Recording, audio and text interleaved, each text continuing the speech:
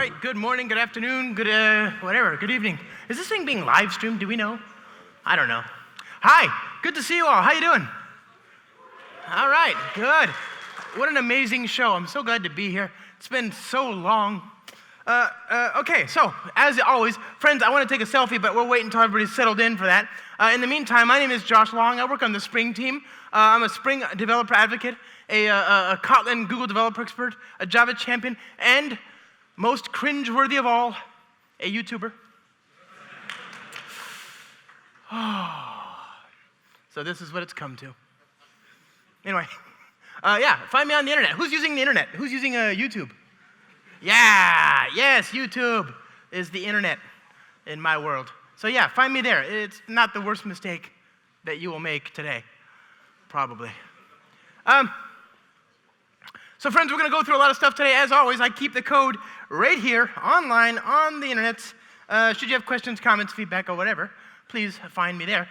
Look, friends, I'm of the perspective, the opinion, that there has never, ever been a better time to be a Java and Spring developer. I think this is more and more true every day, and I say that fully aware of how far we've come in the intervening 20-plus odd years of Spring's history. How many of you saw this wonderful Spring 1 history of Spring? How many of you saw this? Last year was 2023, and in that year we celebrated the 20th anniversary of the early access builds of what looked like and was named Spring Framework.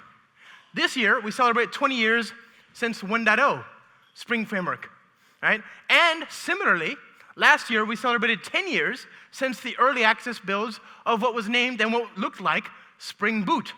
And this year, similarly, we celebrate 10 years since 1.0 Spring Boot, okay? And so I say, when I say that there's never been a better time to be a Java and Spring developer, I say that fully aware of all that. I was here for most of that, right? Look at this. I can't even, I'm so old now. Oh, God, that's not good. Okay, hold on, wait. There, did it. Go team. All right, so Rod Johnson publishes a book addressing J2E complexity. Good stuff, 2002. That's so sad. Come on. God, never mind. There, Spring Framework 1.0 released in 2004. Spring Security 2.0, okay. We got Spring Data 2011, NoSQL, Spring Data, MongoDB, Spring Data Redis. We got Spring Boot 2014, April. By the way, you know, I'll never forget when we released Spring Boot 3.0 and Spring Boot 1.0. Spring Boot 1.0 came out on April Fool's 2014. And then Spring Boot 3.0 came out on Thanksgiving Day in the US in 2022. So here we go. Spring Boot 1.0 is released. And then Spring Batch and Spring Integration. And here we go, all the way up here. We're in the clouds. I hope that's not too subtle. Okay? We're in the clouds. Spring Cloud 1.0, 2015, right? Hey, my watch is telling me to go to my talk. 2016, Spring Cloud Task. Spring Cloud Stream. 2016, Spring Cloud Data Flow. Now we're in the water. Again, very subtle. We're in the water. Maritime themes, Kubernetes, cloud, this kind of stuff. So Spring Cloud Data Flow for Kubernetes. Spring Cloud Skipper. Spring Cloud Gateway for Kubernetes. And of course, basically the start of the modern era, Spring Boot 3 and Spring Framework 6 enable natively compiled applications. And then you get here, right? And that brings us to basically where we are right now, in a wonderful time where we're all winners. So when I say that there's never been a better time to be a Java and Spring developer, it's just an amazing, amazing time. And to demonstrate that, to kind of see some of that stuff in action, we're going to go, as always, to my second favorite place on the internet, okay? Who knows my first? Production. And who knows my third? That's right, YouTube, exactly. So start.spring today. We're going to go here. We're going to build a new artifact called service. And again, I'm going to name it service because I'm great with names, okay? So we'll leave it there. We have some choices, friends, about what version of Java to use. Now, obviously, you know that as of Spring Boot 3.0 and Spring Framework 6.0 and later, Java 17 is the minimum required baseline version. But I would never choose this. Not ever. There's no reason to choose this button ever in any context except to show people what not to do. It is completely unacceptable in every single situation, in every single use case. Today, I would choose at least Java 21 or later. You see, Java 21 is technically superior in every way. It's faster, it's more robust, it's more syntax rich, it's more secure, it's more performant. It's also morally superior. You won't like the look of sadness and shame in your children's eyes when they see that you're using Java 8 in production. Don't do this. Be the change you want to see in the world. Use Java 21 or later. And actually, Java 21 really is, in my opinion, based on facts that are controlled by scientists, the best version of Java since 1.0. Like, single-handedly, the most important release ever. And Java 22 is great too, but Java 21 is, I would not, if you're a Java programmer and you're not using Java 21, you're missing out on what is arguably the single most important thing to happen in a long time, okay, which is virtual threads. So we're going to talk about Java 21 or later. We're going to build an application, GraalVM support, web support. We're going to use Postgres. We're going to use Spring Data JDBC. We're going to use what else do we want? Docker Compose support. We want the Spring Modularity project. We want some AI, of course. If you saw the keynote yesterday, you know that we have a really good, healthy assortment of different options here in the AI space. I'm going to use OpenAI, but of course there's Bedrock and Google's Gemini and Azure OpenAI, and of course offline ones that like Ollama and Llama 3 that you can use. So lots of different choices. I'm just going to make sure I have OpenAI here. Doesn't matter which, okay? So I've got a lot of good choices here. I've got the right version of Java. I've got an amazing name for my service. Let's go ahead and hit generate and open this up in our IDE. And it doesn't really all that much matter which IDE you use, but I'm going to use IntelliJ. How many of you use IntelliJ? Just curious. Whoo! Wow. Wait, more interestingly, who's not? Who's not? Okay, all right. Some mavericks, some rogues. Those are how many of you using NetBeans? Okay, curious. What about Visual Studio Code? Nice, okay. Emacs? Okay, Eclipse? NeoVim? All right, that's pretty cool. I love our community, good stuff. All right, so we're gonna build a brand new application. Friends, this is a data-centric application. Obviously, we're gonna have to start with some data. I went to the initializer, and I asked it to give me a Spring Boot Docker Compose setup build, but I'm going to get rid of that. All I really wanted in this case was this. It's the Postgres configuration. I can start that up, but in order to use it now, because I've gotten rid of that nice support, I need to specify the JDBC URL, so JDB Postgres QL localhost, my database, thank you, Val. Nope, Val. Okay, and then the username is my user, and then the password is secret, okay? So we've got that, we've got this, Spring SQL init, always good. We've got all these different things here. We need to actually spin up the Docker image here, so we'll go to the command line. Ta-da! Docker compose up. Okay, and all I did there was when I modified this, I exposed the port so I can get to it publicly. All right, so now we've got our data-centric application. We've got our database up and running.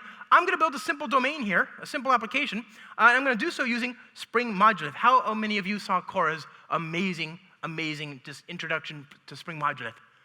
Okay, really great project, amazing project, and the reason I love it is because for so long, the Spring team, we've provided Spring Boot, and when Spring Boot first came out, I was out there saying, Spring Boot is a chance to pair program with the Spring team. You benefit from their wisdom of how to connect all these different disparate pieces.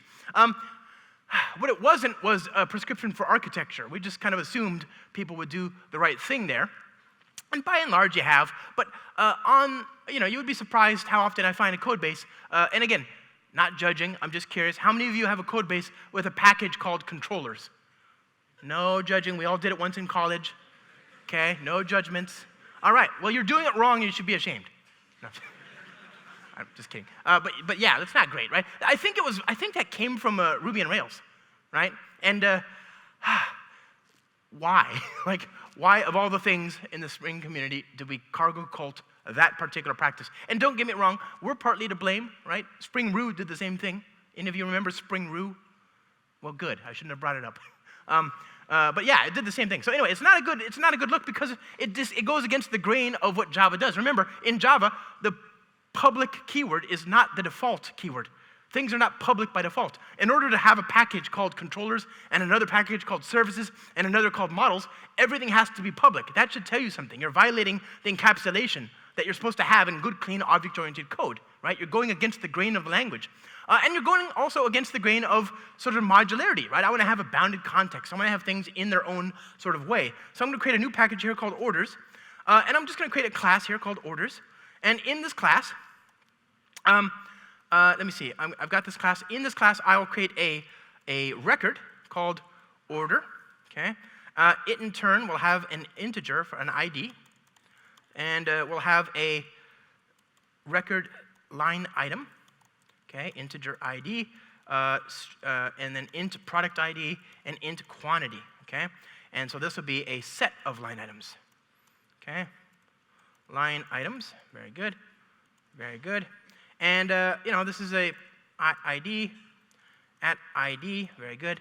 Okay, and I'm going to create a repository for my order repository. Extends list of CRUD repository.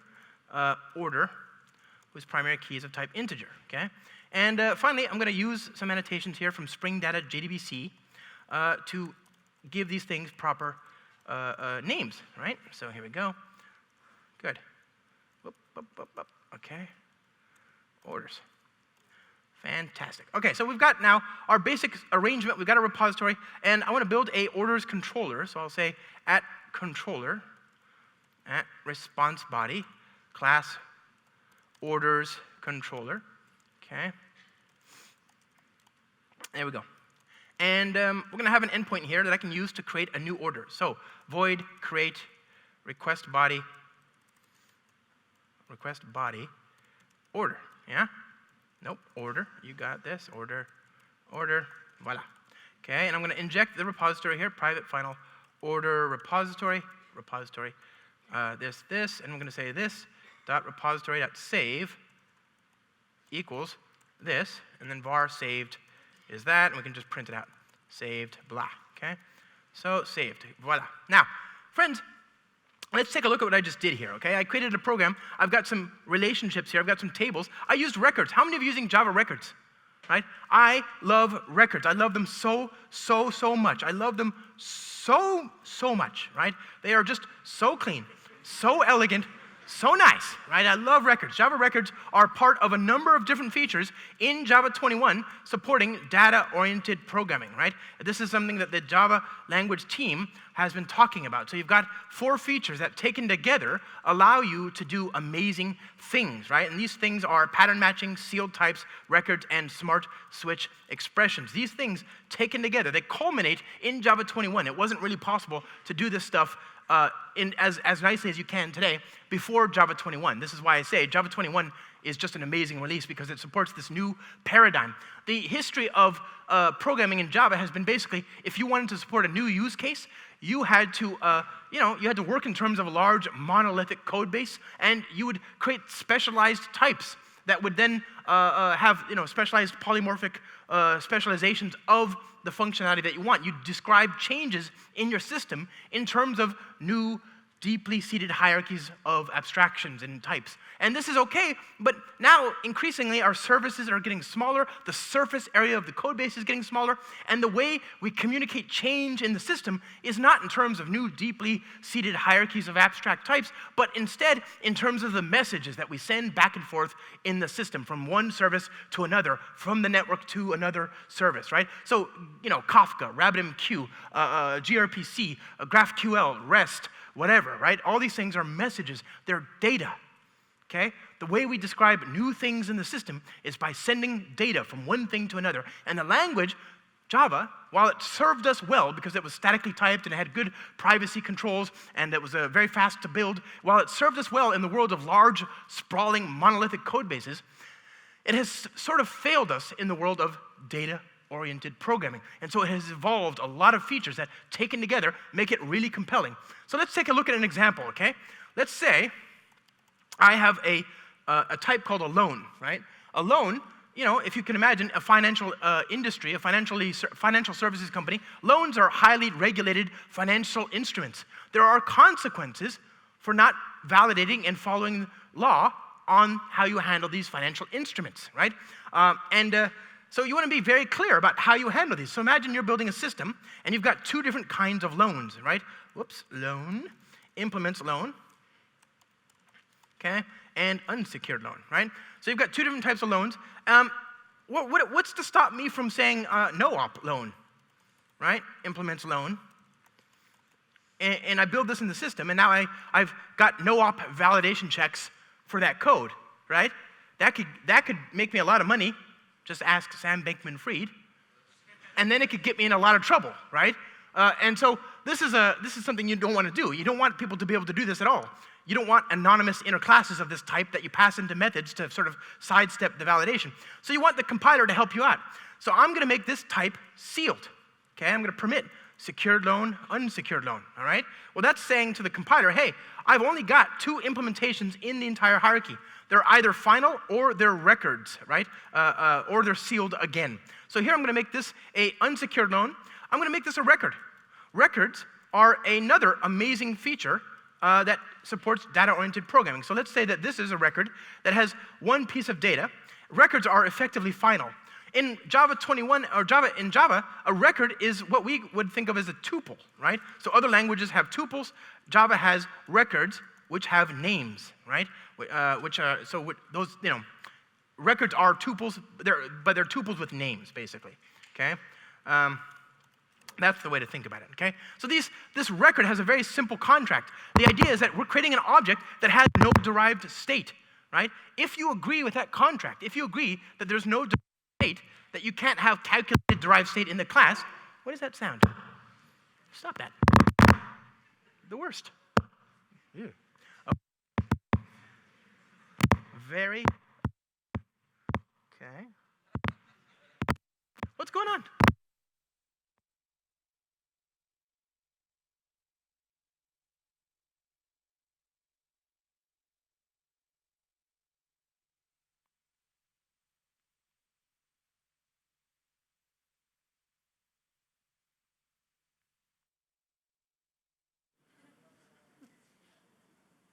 Huh?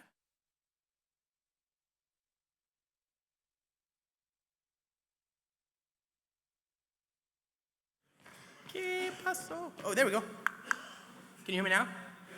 Okay, it's good. Thank you. I'll drink some water.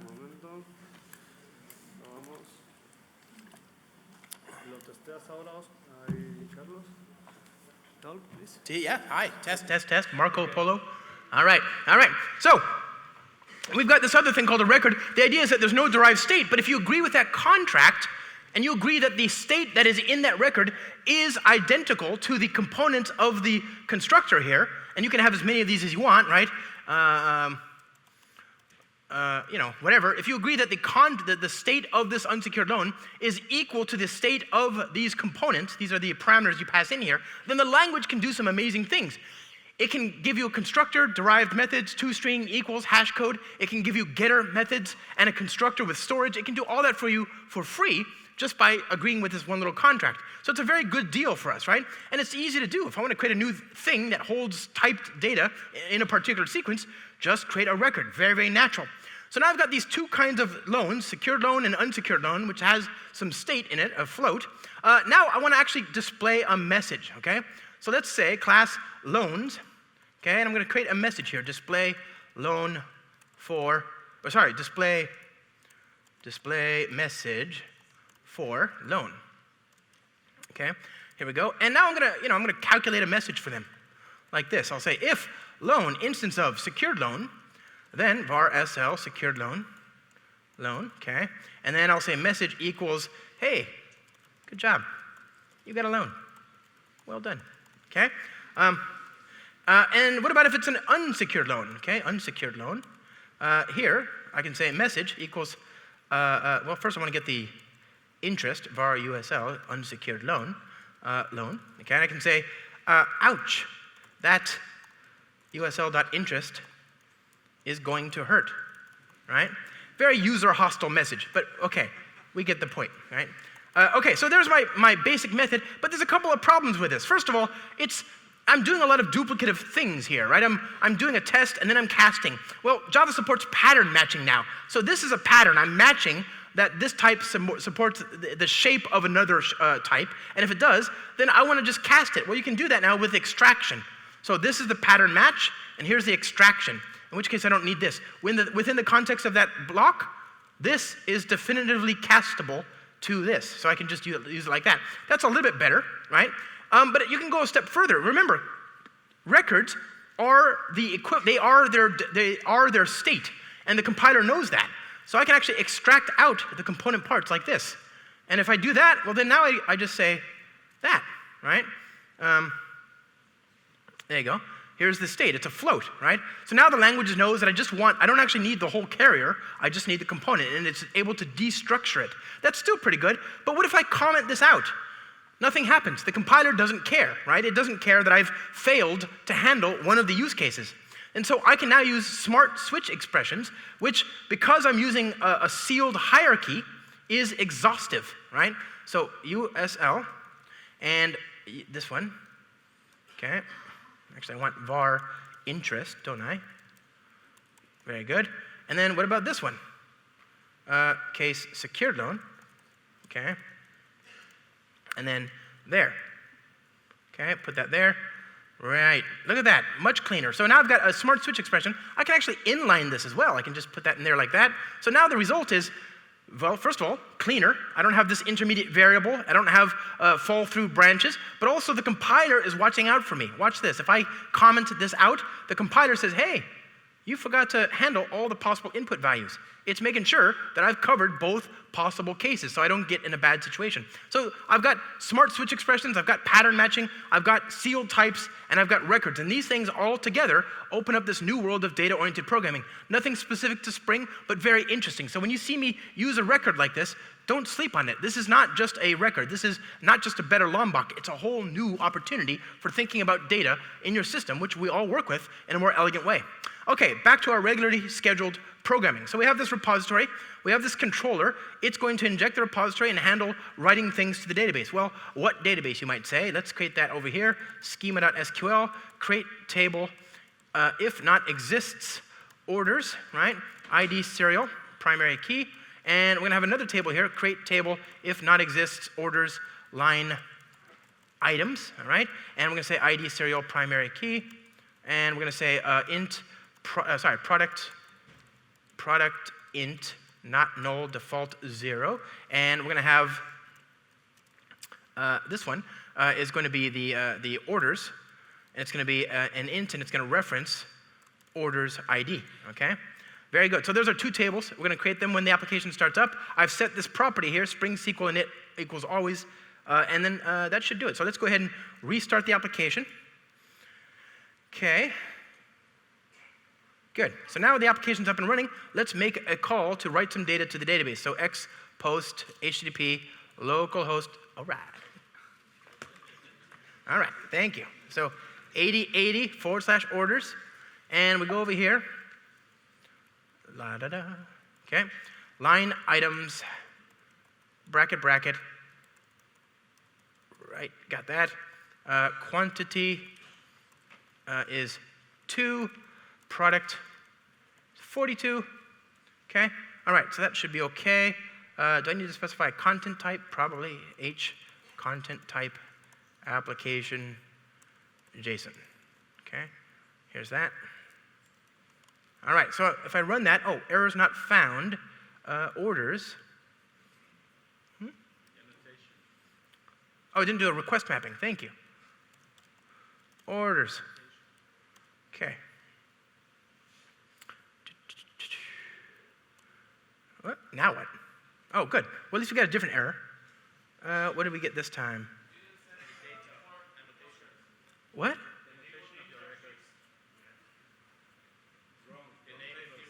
Oh, orders, line items, orders. Oh, thank you. Other way around. I see. This whole programming thing is not for the faint of heart. Okay, so try again. Still failed. Let's see. Sorry? Int quantity. Oh, yeah. Schema. There you go. Quantity. Good stuff. Okay. Nope, still failed. Postgres port. Isn't that already specified here? Yeah, let's see here. But I don't need to specify it. It'll default. Hold on one second. Let me just see what the error is. Quantity, error relation, quantity of relation, orders, line items does not exist. Int quantity. Did I not actually create quantity? It's right. Oh, I have to recreate the SQL table, of course. Aha. Okay, friends, you want to see my favorite feature in IntelliJ? One of my favorite features? Click on that. Ta-da. Hit that, hit OK, refresh, my database, public, tables, goodbye. If exists. So nice, very good. We're almost there. Okay, now, how much you want to bet? There we go, we did it. Go team, everybody, take a round of applause. You did it. Okay. So, okay, we got the order, there's one, and we got one line item in there, it's good, okay? So we've got now our very simple data-centric application. We're able to write to the endpoint there. We got an orders controller. Let me hide some of this other stuff here. Good, so I've got this. Let's just create an endpoint to get the records, right? So collection of orders, return this dot repository. Find all, very good. Okay, so now we've got the endpoint. It's working just fine, but what if I want to update some other part of my system? I want to update some other part of the code base to reflect that change. Well, here, I could inject, let's say I have an inventory that keeps track of product, right? This is about orders. This is about the user and what they've decided to spend money on. This is a different service and a different logical concern than managing the catalog of product on shelves or on virtual shelves, as the case may be. And so we want to separate those concerns as easily as possible. And one way to do that is to, well, create another package, another module in the same code base here. So let me create a new package here called inventory. And I could create, a public inventory service or something like that and then inject that into the orders, but this creates a very nasty mess, right? Because what happens if I have another thing, another concern that I want to add to the system? Then do I have to inject that and then call that from the orders controller as well? Right? Eventually I get into this tangle where all logic, all interesting things happen in the order controller. And if I want to do anything, I have to invoke that. And that has a bunch of side effects. So I want to keep these things as disentangled as possible. So I'll create a new service here called inventory, and I'm going to use events to decouple these things one from the other. So I'm going to use the Spring Framework event bus. How many of you know that we have this, right? This has been in Spring for 20 plus years, right? This thing right here, application event publisher. And in fact, if you inject it since 1.1, right? So if you inject this application event publisher, you're probably going to get an instance of an application context, actually. So I've got that. I'm going to inject that now, and I'm going to publish an event to tell other things in the system that something has changed. And it might be, let's say, an inventory updated event, okay? And so this is public. This is one of the few things I'm going to make that's public, because I'm going to actually broadcast some state, and I want that to be visible. So not instant. I want int product, int quantity, okay? You can put all sorts of other stuff in there, but we want at least this, right? Okay, so there's this. Now I'm going to broadcast that event from the orders page, okay? Let's see. Or actually, you could do it the other way around. You could have an orders event here and publish that there as well. But okay, let's say let's do that here. Actually, orders, order placed event or whatever. I don't know, it doesn't matter. Go to the controller, and I want to publish that event here after the thing is done. So I'll say publisher.publish new inventory updated event. And I'm going to do that for each line item. So saved dot line items dot for each li, and then publisher, and it's what is it? We got the product, so li.product, li.quantity, etc. Okay? So for each line item in the order, we're going to have a publish.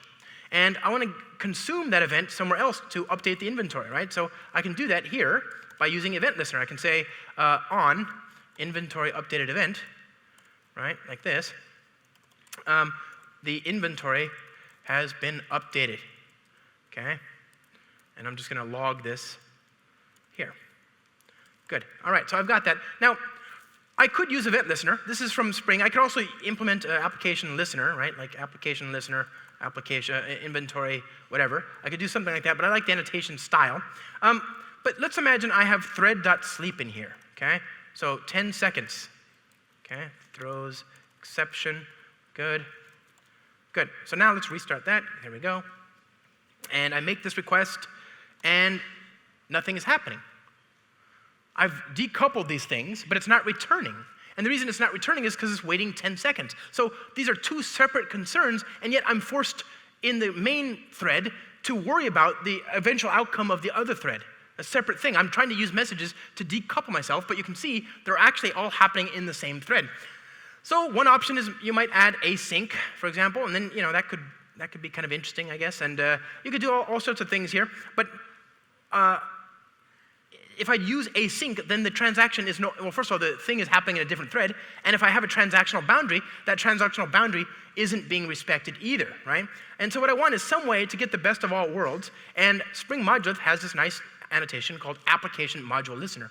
It, in turn, is transactional. It's async, right? And it's an event listener right here. And this gives you some very, very nice capabilities because now it'll start up a new thread, but it'll start that new thread and put it in a transaction. It'll roll it back. And we can even ask it to write the state to a database for us. So here we go. We can say modulith, republish outstanding events, modulith, initialize the schema, okay? So I'm going to restart this now, okay? And we'll run this again. It returned immediately. You go here, refresh, event publication. Looks like there's an event that it wasn't completed, okay? It's waiting 10 seconds. Wait for it to finish here. And wait for it. Do we actually,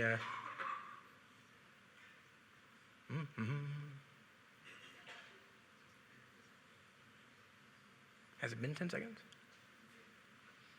Wait. Refresh.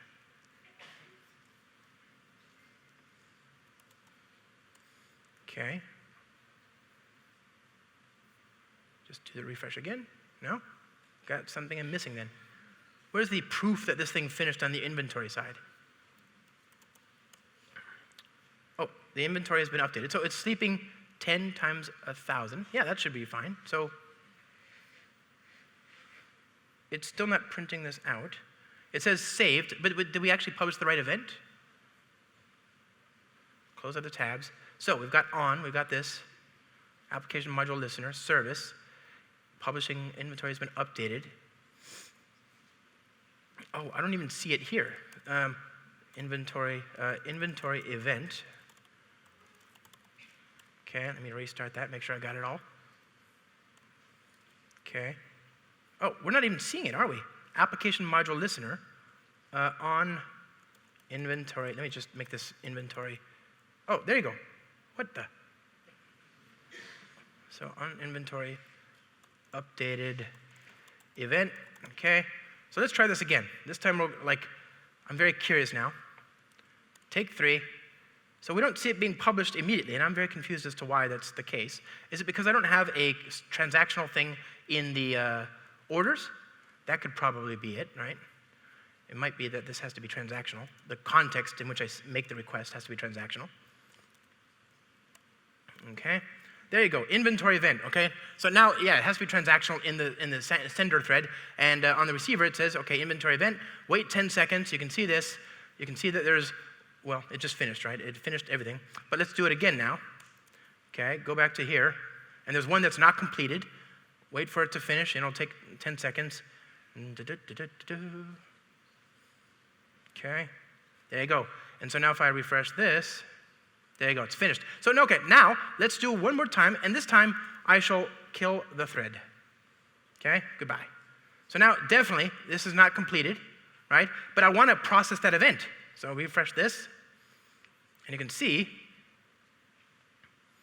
okay, should replay the event. Inventory event, there it is, right? We're waiting for it to replay, to finish replaying, and there you go. So we delivered the message, it got killed, restarted, and the message got replayed. So now we've got a nice way to use messages to decouple parts of our system. And this is just the beginning of the journey, friends. But naturally, what you've done here is you've given yourself an architecture that benefits from decoupling, right? And Martin Fowler has a great blog called What Do You Mean by Event-Driven, right? Martin Fowler, what do you mean by event-driven? Thank you. And basically, he talks about 4 different kinds of messages. Event notification, where you notify of the fact of the change, and then event carried state transfer, where you actually communicate the change itself, event sourcing, and CQRS. So this is the beginning of the journey. You can now move this to modular sort of microservices as well. Naturally, you can just take the code in that package, move it to another service, and instead of publishing a message, you can actually use messaging. And Spring Modulith even gives you that capability as well, thanks to externalized events. So, okay, we've got now a nice modular code base. We've got our application. Obviously, it's 2024, and again, the search for intelligence has not gone particularly well, and so we are looking for artificial intelligence. And I want to show that as well. How many of you saw the keynote yesterday on Spring AI? Okay, we'll go quickly here. So, story time. I'm going to create a new controller here. Story controller. Very, very simple. We're going to use the brand new chat controller. Okay, at response body. Okay, so chat client. I mean private chat client. Okay, singularity. Inject that, and we'll create a bean here. So at configuration class. Actually, you know what? You can just inject the chat client.builder here. Okay, .build. And we're going to create a simple endpoint at get mapping. Story. Map of string, story. Okay, and we're going to send in a prompt like so. Get a response. We'll say this.singularity.prompt.user prompt.call.content. Okay, and we're going to send back a map like this. Map of story. And we'll put in the prompt. All right, there we go. So let's go ahead and write this prompt here. Again, very, very important to be polite. So dear Singularity, please tell me a story about the amazing Java and Spring developers in Barcelona, Spain. Okay? And please do so in the style of famed children's author, Dr. Seuss. Cordially, Josh. Okay? Oop. Again, I saw that documentary called The Terminator. I know it's very important to be polite. So we're going to run this. Put that here. Response. Restart. Go to the command line. Curl HTTP localhost 8080/story. Okay, and we're going to wait. And I'll take a sip of water because we have some time. It's going to do a magic trick. But I still have to wait. So what did we get? Oh, Josh, my dear friend, let me tell you a tale of Java and Spring developers who never did fail. In Barcelona, Spain, there lived a clever bunch who coded with skill and ate code for lunch. They danced with the threads. They sang with the beans. Their databases were clean. Their code was pristine. They worked with precision, never missing a beat. Their projects were always delivered complete. Well, they spoke in a language that only devs knew, with terms like dependency injection and Pojo too. But despite all the jargon and technical talk, their passion for coding was never a block. And that's actually a great point, friends. That did just block. I made that call to the network. And I have a servlet container, and there's a one thread per request model there, right? I made a call. I'm doing input and output on the thread. And when I'm doing that, when I call input stream.read, what happens? I'm blocking. I can't move to the next line until I finish that operation. That's called a blocking operation. And it's only a problem because threads on the JVM are precious. You can't create infinite numbers of threads, at least not historically. That has changed of late, though. They introduced virtual threads, right? And so virtual threads give us a way to sort of decouple the runtime threads from the operating system threads. And I have a friend, Jose Pomar, from Oracle. He wrote a very cool demo, a very cool example here. So let's see, example, and we're gonna push this back up. Good, make it a little bit bigger, there you go. So imagine, if you will, bean application runner, new application runner. Imagine I am on a street, okay? So new concurrent skip list set string, these are the names. Var list of, or just threads, new array list of thread. So what I'm going to do here, this is an example I'm stealing from Jose Pomar, okay? Thank you, from Oracle. Thank you, sir. He's a professor in France. He's an awesome.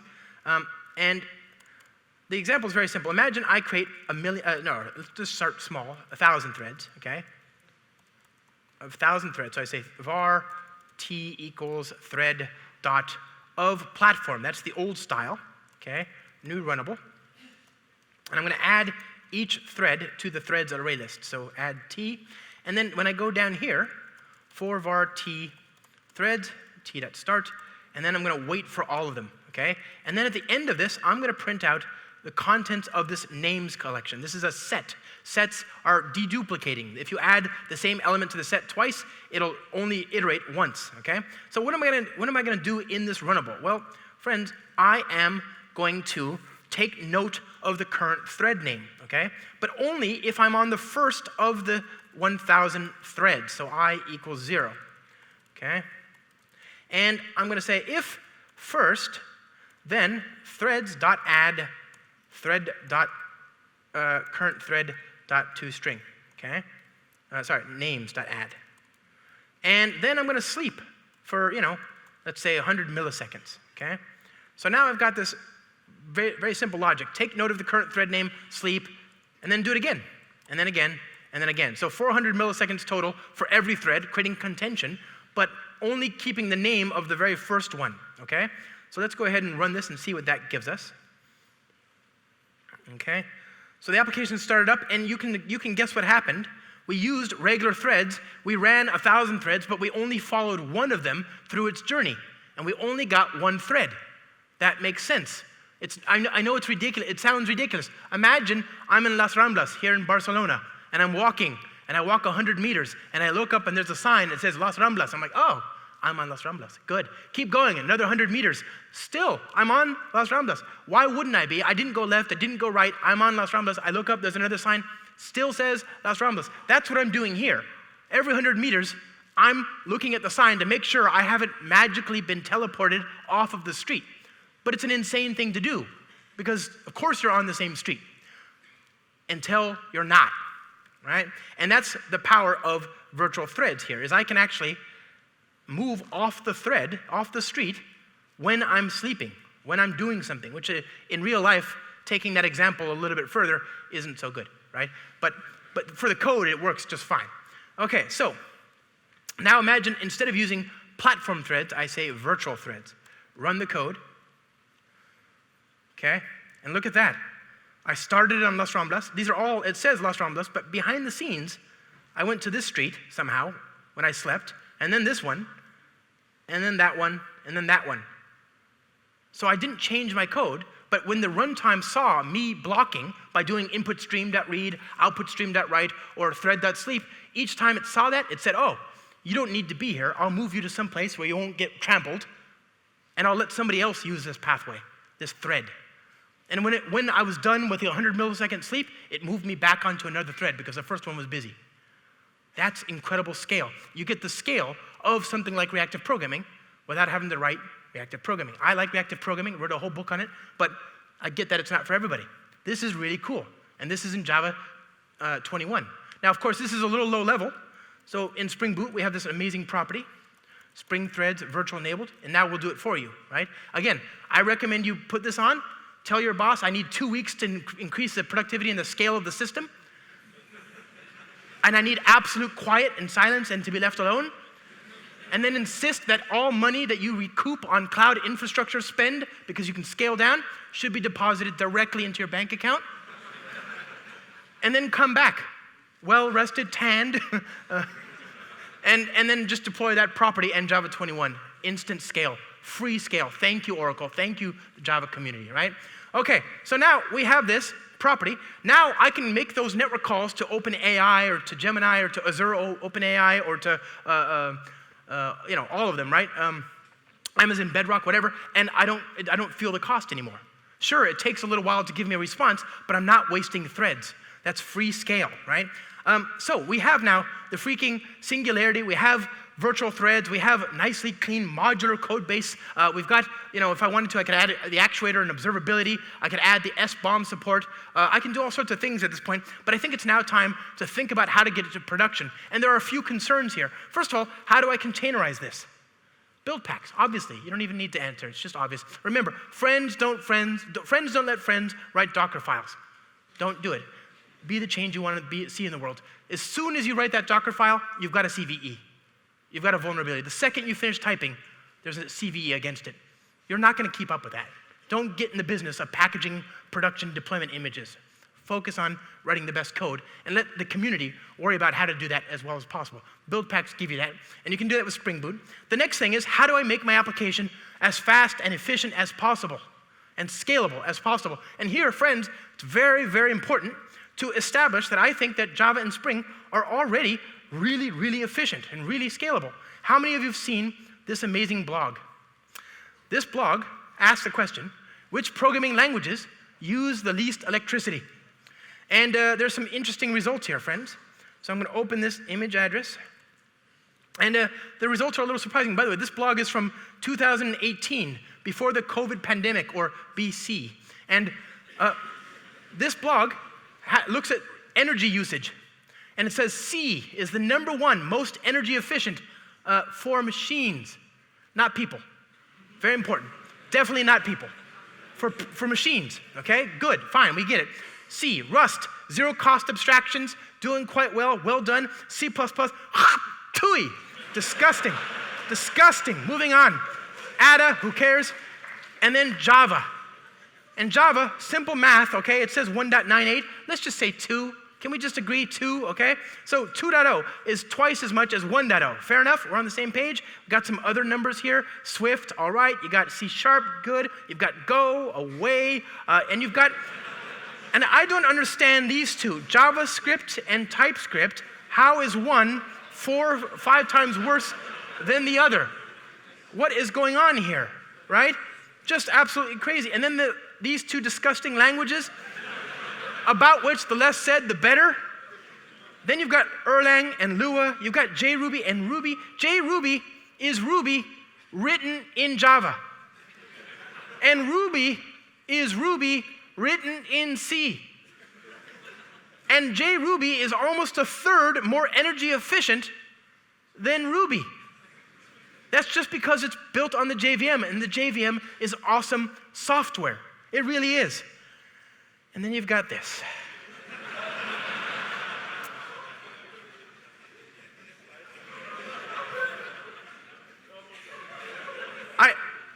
Let's just round up again, okay? Let's call that 76. I'm not very smart. I'm not good at math. But you know who is? Freaking Python.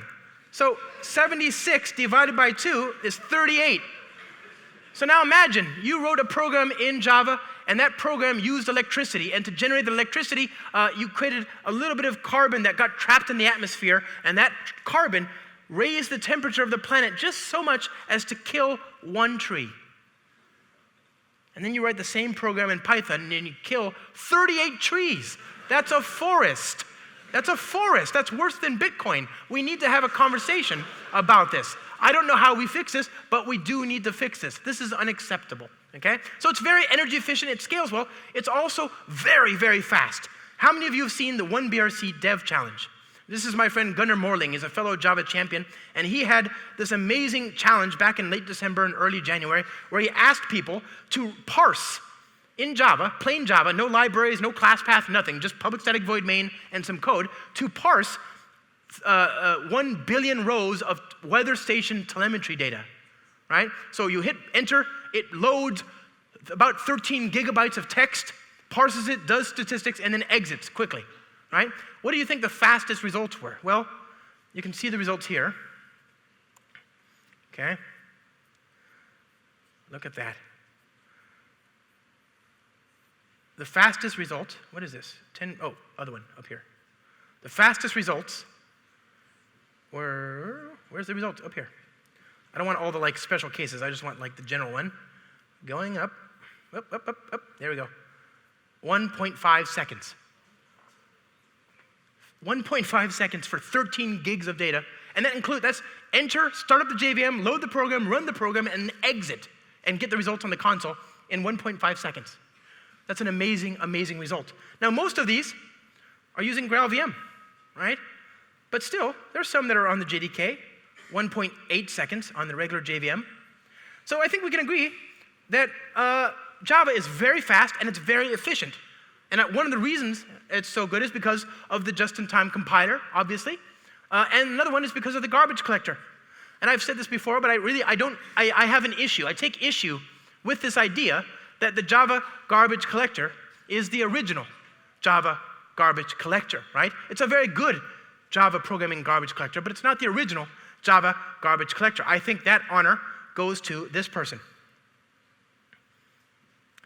Her name is Jesslyn, and she's from the island of Java, Indonesia, and she is the Java garbage collector. And by the way, the reason I love this is because there's 19,000 people that got the joke. So anyway, Java's amazing, okay? The Java programming language is amazing. It has an amazing garbage collector, an amazing just-in-time compiler. It's fast, it's energy efficient. But that said, I want it to be a bit faster and to be a bit more energy efficient. And so I'm going to use GraalVM. I'll kick off a quick compilation here.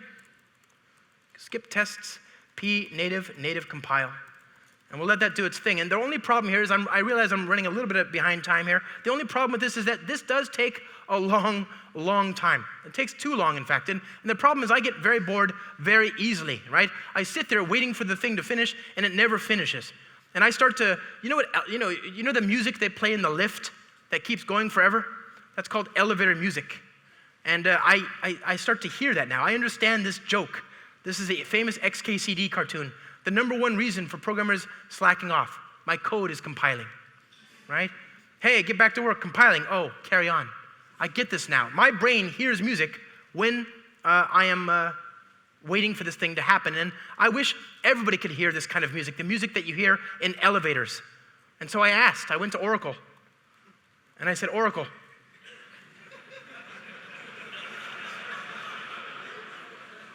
please play elevator music during the native image compilation process. And I got a great response. I said, I already hear elevator music in my head when I do these long-running compilations. I'd just like everybody else to hear it too. Thank you. And I got a great response. This is from Andrew Din. He's a Red Hat OpenJDK project reviewer and a Byteman project lead and a GraalVM developer and a distinguished engineer. So obviously a good use of his time. And he responded with the soundtrack from the Nintendo 64 video game from the 1990s based on the James Bond movie. I can't play it, copyright, but okay. Another one, I would add that using beeps in general, not only for native image, really helped me to reduce the development time. Yeah, it's like a microwave. Absolutely, why can't my compiler go ding when it's done, right? I couldn't agree more, that's a great idea.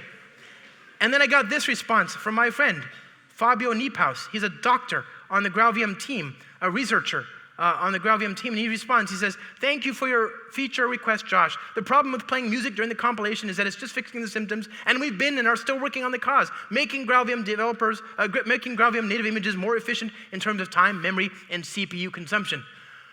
Go on. Anyway, I have prototyped a -- Josh long mode. So, here's what that would do. You run the native image compiler. It says -- Josh long mode. Hello world, you're hearing music. It's a picture, but don't let that stop you from understanding that there's music playing right now, and you're confused. You're like, where's this music coming from? I was compiling code. You're happy, but you're confused. So, then it tells you, music was brought to you by Josh Long, so now you're no longer confused, but you're still bored. You're still waiting for something to happen. You want something to look at, so then there's that, right? And I'm sure this will get merged in the compiler any day now. I don't know when, but soon. Anyway, what were we talking about? Oh, right, the compiler. This finished actually several minutes ago. So, here we go. Let's run this. Oh, port is already being used, I'll bet. Yep, let me stop this. Here we go. Okay, very good. Boom. 1/10 of a second, right? What is that? 111, so 111 milliseconds. Very nice. And then, most important, check out the RAM. This is in kilobytes, so divide by 1,000, and you get megabytes, 121 megs of RAM. Try CNN.com in Google Chrome. It's like 700 megabytes. Just the one tab in the one browser. Not the browser itself, just the one tab in the browser. And yet this highly scalable, AI-aware, well-designed, modular code-based web service thing takes 122 megs of RAM. It's an amazing, amazing time to be a Java and Spring developer. Who agrees? All right, who had some fun? Who learned something new? Okay, thank you so much for coming, everybody. I appreciate you. Have a lovely day. Thank you. Hands together.